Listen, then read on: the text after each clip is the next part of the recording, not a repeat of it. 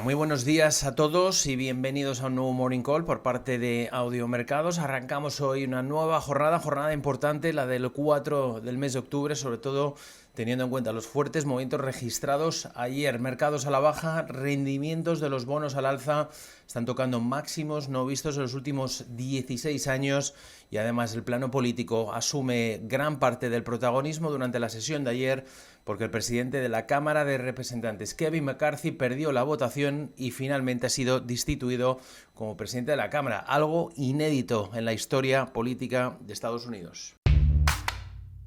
El trading no tiene por qué ser complicado. Si lo tuyo es la sencillez, invierte con Multis en el broker IG. Para abrir una posición solo tendrás que elegir el multiplicador deseado y listo. Estarás dentro del mercado. Ábrete cuenta en IG.com. El trading de estos instrumentos financieros está asociado a un riesgo elevado. Bueno, en primer lugar, los mercados de Asia-Pacífico que se aproximan a su cierre. Recordar que China sigue en la festividad del Golden Week, por lo tanto no contamos con la referencia de China. Sí que tenemos Hong Kong, que está cayendo más de un 1%, el Kospi surcoreano 2,3 abajo, mientras que vuelve a tener caídas importantes en Tokio el Nikkei 2,1 y en Australia el SX está dejando pues cerca de un 0,8%. Ayer importante porque tuvimos ese movimiento en el dólar yen, rozaba y superaba la zona de los 150 yenes por cada dólar, donde ya vimos anteriormente supuso la entrada en escena de las autoridades de Japón y ayer volvió a tocar esa zona y minutos después la cotización caía hasta los 147 yenes, prácticamente en minutos. Es verdad que luego volvió a rebotar hacia la zona y lo que los mercados ya estaban especulando con que había una intervención de nuevo por parte de las autoridades monetarias de Japón, aunque hasta ahora ningún miembro del gobierno de Japón ni tampoco del Banco Central de Japón en este caso lo ha confirmado. De hecho, en respuesta a las preguntas a los periodistas, el ministro de Finanzas de Japón, Suzuki, ha dicho que no va a comentar si hubo o no alguna intervención en la jornada de ayer, en este caso sobre el yen. Dice o añadió que Japón tomará medidas contra cualquier movimiento drástico que ocurra en la cotización de la moneda, dice sin descartar ninguna opción. Mientras tanto, en Nueva Zelanda, el RBNZ, el Banco Central, ayer tuvo la reunión de política monetaria, deja los tipos, así que sigue también los pasos de la jornada anterior del Banco Central de Australia, deja los tipos sin cambios en el 5,5%. Señalaba que las perspectivas de crecimiento siguen siendo moderadas, a pesar del crecimiento del PIB en el tercer trimestre, que fue más robusto de lo previsto. El PIB aumentó un 3,12% y el comité acordó que la tasa oficial debe de permanecer en un nivel restrictivo para garantizar que la inflación anual de los precios regrese al rango objetivo entre el 1 al 3% y con ello apoyar al máximo al pleno empleo, en este caso según el comunicado del organismo. Mientras tanto, todos los focos ayer estuvieron de nuevo en Washington, todos los inversores pues pendientes, en este caso, de esa votación crucial que sufrió ayer la Cámara de Representantes de Estados Unidos. Finalmente, Kevin McCarthy perdía esa votación como presidente de la Cámara y lo que ha sumado el Congreso es una lucha de poder interno mientras hace frente a plazos clave para evitar un cierre del gobierno. Recordar que el fin de semana pasado conseguían salvar durante 45 días más la financiación.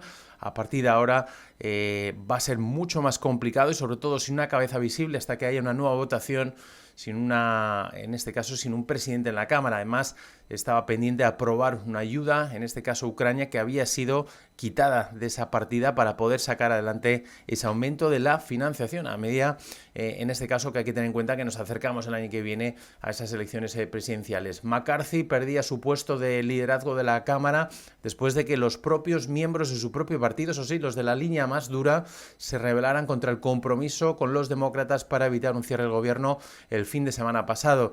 Dijo Kevin McCarthy, o ha dicho que no va a volver a postularse como presidente de la Cámara y que no ha pensado en renunciar del Congreso. Todo esto lo que está sumando es un nuevo factor de incertidumbre que acerca a su vez cada vez más la posibilidad de que veamos un cierre del gobierno en Estados Unidos. Es una histórica destitución como presidente de la Cámara de Representantes que también puede suponer un aumento del riesgo de una nueva rebaja de calificación crediticia soberana de Estados Unidos. De hecho, Goldman Sachs dice que esta destitución lo que aumenta es las probabilidades de que dentro de 45 días haya un cierre del gobierno norteamericano, un caos que puede desencadenar un mayor gasto y un aumento de los rendimientos de los bonos de Estados Unidos, según ha dicho el analista T. Rowe. Factores, sin duda, si le sumamos también este factor, es un nuevo factor de incertidumbre, pero los inversores tenemos que repasar qué está pasando en los mercados, sobre todo lo que está ocurriendo en las recientes jornadas con los rendimientos de los bonos, como decíamos, alcanzando máximos no vistos en los últimos 16 años. Uno de los factores clave está siendo que la Reserva Federal nos ha repetido por activa o por pasiva que los tipos se van a mantener elevados por más tiempo, una idea que están intentando, de hecho los últimos comentarios de los miembros de la Fed intentando instalar en los inversores que acepten también que los tipos van a permanecer elevados. Además hay que sumar las preocupaciones económicas y de la inflación. Recordamos ese dato de la encuesta JOLTS que conocíamos esta misma semana y que fue también uno de los informes que encendía, en este caso ejercía presión sobre los mercados, sobre todo al ver o confirmar que el sector de empleo no se estaba relajando, tal y como lo que está buscando también la Reserva Federal norteamericana. Además, los inversores comienzan a preocuparse de que la Reserva Federal se vea obligada a mantener una política monetaria restrictiva. Este sentimiento se ha visto reforzado cuando al menos 4 miembros del organismo han respaldado más aumentos o han indicado que los tipos más altos se van a mantener durante un periodo más prolongado. Junto a ello, la caída ha provocado la caída de la renta variable, como hemos visto. En cambio, hemos visto como el rendimiento de los bonos, tanto esas referencias a 10 como 30 años, pues tocaban máximos vistos en la última vez en la economía cuando avanzaba hacia una crisis financiera. Así que problemas también para las finanzas porque hay múltiples sectores de la economía que se enfrentan a un riesgo sustancial por tipos más altos. Lo veíamos esta semana en el evento que participaba Powell junto a muchas pymes, en la cual, entre otros factores, se quejaban de tipos altos y de una inflación, en este caso, que aún no estaba controlada. Y también tenemos que tener en cuenta que de cara al segundo trimestre las pérdidas no realizadas en los balances bancarios alcanzaron un total de 558.400 millones. Supone un aumento del 8,3% con respecto al periodo anterior, según la Corporación Federal de Seguros de Depósitos. De ese total, los bonos norteamericanos mantenidos hasta el vencimiento han causado gran parte de esas pérdidas, que ascendían prácticamente hasta rozar los 310.000 millones de dólares. Recordar que estas últimas jornadas 2 miembros de la Fed se han postulado en este caso de mantener los tipos más altos durante más tiempo. Así lo dijo el propio Rafael Bostic, el presidente de la Fed de Atlanta.